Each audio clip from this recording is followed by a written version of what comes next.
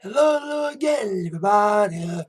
Zaga is here, the Atak Sportz, for this Monday, August 31st, 2015.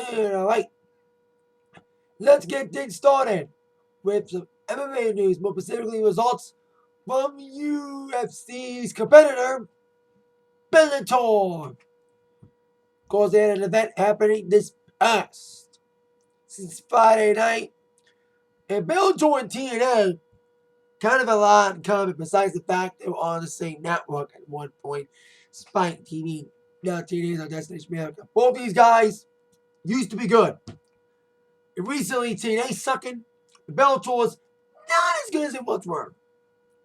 And this event was just okay. We had the women's featherweight fight, Molios Colin against Arlene Ben Conan. I think the first one was decent. Decent enough of excitement, what I say in MMA reviews all the time. But it was a submission in the second round that got Arlene to tap out to Molios in the featherweight division. Then in the heavyweight division, Justin Wynn against Josh Burns. Now, Justin Wynn, they said he was like an amateur champion. And I like his story. I like his nickname too. The Big Pygmy. Big Pygmy. And despite his collegiate wrestling history and his wrestling background, he was a striker in the fight. It was a good fight for what it was. Decent back and forth action, great striking, great action for both these guys in this heavyweight division fight, with Justin Wynn defeating Josh Burns by unanimous decision. Despite Burns' back effort, Wynn was more aggressive. Way more aggressive. More on the striking than, like this, at the takedowns. So there you go. Then in the lightweight division, we have Patricky Pitbull taking on Sayed One. Now, it was a more strategic fight. And Patricky did well in the fight, and he had the victory by unanimous decision, mimicking himself a title shot for the lightweight title at some point. But it was just decent for what it was. Okay, cool, mate. Then the main event itself, we have Brendan Goetz against Melvin Goyard in his UFC Bellator debut. Of course, former UFC guy, now making his Bellator debut. He did okay, but he just got destroyed by Brendan Goetz. Despite Goyard's best, Goetz got the victory by split decision. It was kind of a back and forth little fight between these guys. Usually, I say this where the decision is split, they didn't do shit. They did a little bit of stuff, but not much. So, okay, card for Bellator. The next one's happening September 19th on a Saturday night in a combination super fight night with both Bellator and Glory Kickboxing on the same night in the same arena. So there you go. Now, some Impact news. Now, I've been watching Impact for a couple. I've been watching it, but I make reviews for it. It's kind of interesting to have Jeff Jarrett's company in, trying to do an invasion storyline. But the wrestling still, it's not as good as anymore. Not as good anymore, Ring of Honor's better. That's all I gotta say. But I do have some news on a Impact Wrestling superstar who got himself in a little bit of trouble over the weekend, as Thomas Latimer, otherwise known as Bram, got arrested for domestic battery and false imprisonment. Now, I didn't know this about him. That sometimes I know who's in the wrestling world. I know wrestlers are married to other wrestlers. I know some of them are married to others. Like, obviously, Brie married to Daniel Bryan. But I didn't know that Bram is apparently married to Charlotte from WWE / NXT. Got some news on Charlotte in a second. Now, apparently the domestic battery, gives the illusion that Charlotte may have been beaten up by Bram.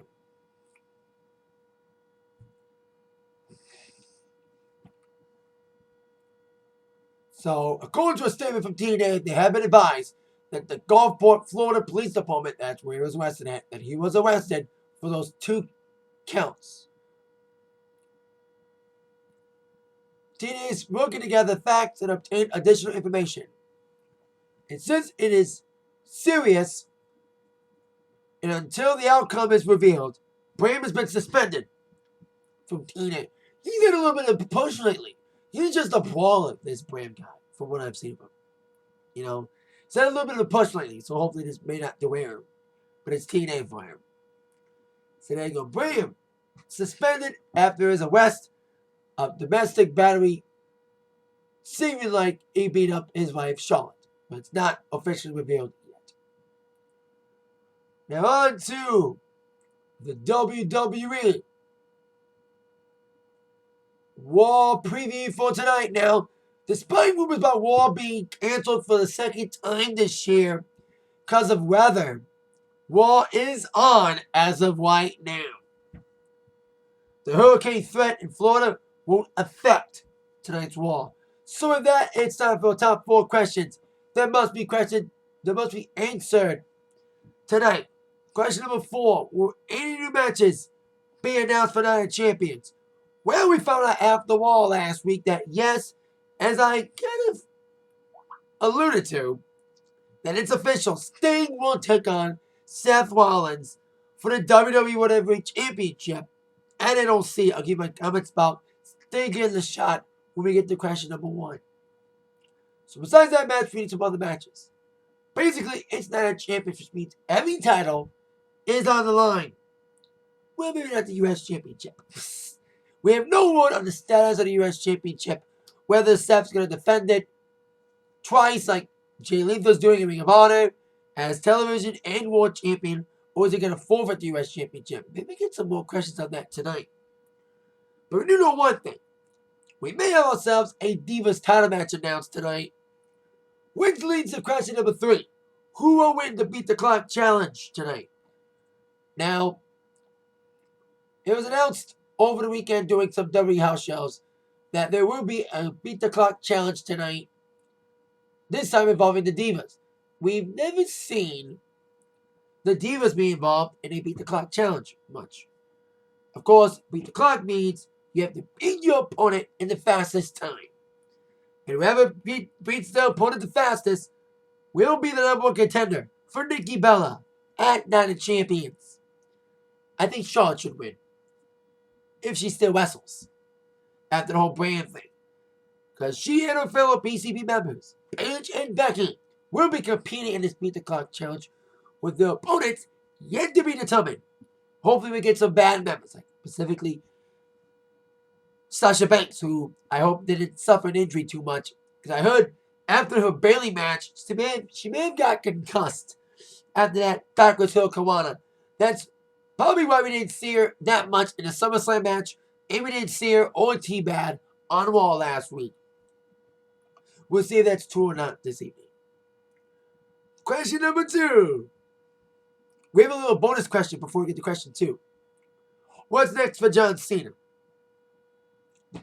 That's actually question 3. This is the top 5 questions. 5 is the NOC matches.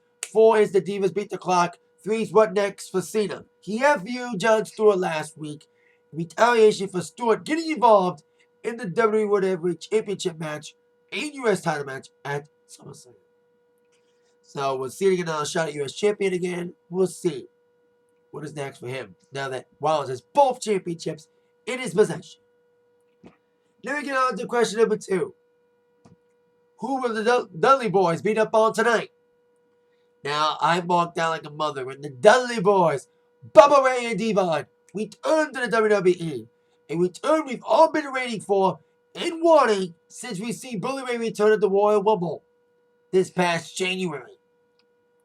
Now, they're all in for a full-time stint, which means it's more than likely they're going to get a tag team title shot against the New Day and Night Champions stemming from their attack on them, including the 3D through the table last week. I hope they wrestle more tag teams. Like I said it on my Raw review last week, I said they could give some tag teams a big push, like give Ascension a big push, get a rub on them. That's what the old talent does. They don't come back to the company for money. They come back for another one and to try to push young talent. So I hope they do that with the young talent in the tag team division. Question number 1 now. What will go down when Sting shows up tonight to address the Seth Rollins match at Night of Champions? Now, we had the Seth Rollins statue reveal that was supposed to happen to end it. When Cena got kicked out from interfering, I was like, who's going to interfere? Well, there have been rumors about Sting appearing on Raw last week. And he did appear at the end of Raw, attacking Seth Rollins. Now, I said in my review last week, I said that they're maybe heading towards Sting and Rollins for Night of Champions. Well, at the end of Raw at the WWE Network, on the WWE Network, Triple H revealed, yes, Sting will get a shot against Seth Rollins for the WWE Championship at Night of Champions. Well, question his championship reign about him winning not by clean, having people help him win. He's done okay with his champion. He's still a phenomenal athlete, still putting on some good matches, despite his matches being ruined by shitty endings. SummerSlam, in my mind, wasn't that shitty of an ending. Yeah, he won by helping him, but I didn't mind John still getting involved. It was weird, but it was cool. Anyway, they're putting the favorite Rollins to take on Sting. It's Sting's first match since WrestleMania. Now, as much as I love Seth Rollins, I don't think Sting should lose 2 straight. He lost against Triple H at Mania, which I was stunned. I thought he'd win that. So to have Sting beat Rollins and have be the only guy to said his other review last week as well, be the only guy to have held the TNA World title, WCW title, and the WWE Championship would be astonishing. But then there'll be people like, oh, he's a part-timer. The whole Brock Lesnar thing all over again with Brock Lesnar and The Rock as well. When they were champions, they went on Raw every week. They didn't defend the title enough. A lot of people bitch about that. So I bet you everyone's going to be like, yay, Sting win! We want Sting to be champion! And I bet you, once he becomes champion, in the wrestling community, the trolls that they all are going to say, we don't like Sting as champion. We want a champion that's a full-time guy. That's the big pros and cons about Sting being champion.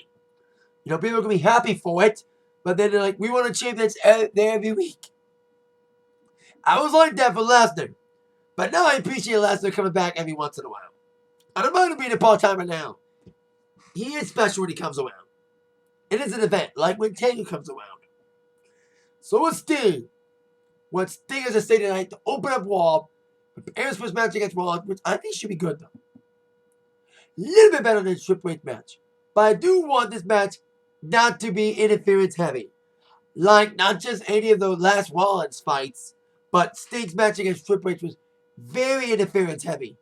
Despite the nostalgia feel of that match with both NWO and DX getting involved, interference did take away from the match. Hopefully it won't happen to this match. We'll see what goes down the road. Night of Champions tonight on Raw at 8, 7 Central on USA Network. That is it for the Atak Sportz for today. See you later on tonight for my Raw review. That mind, you've been attacked by the sports news from Zach. See you later. Yeah.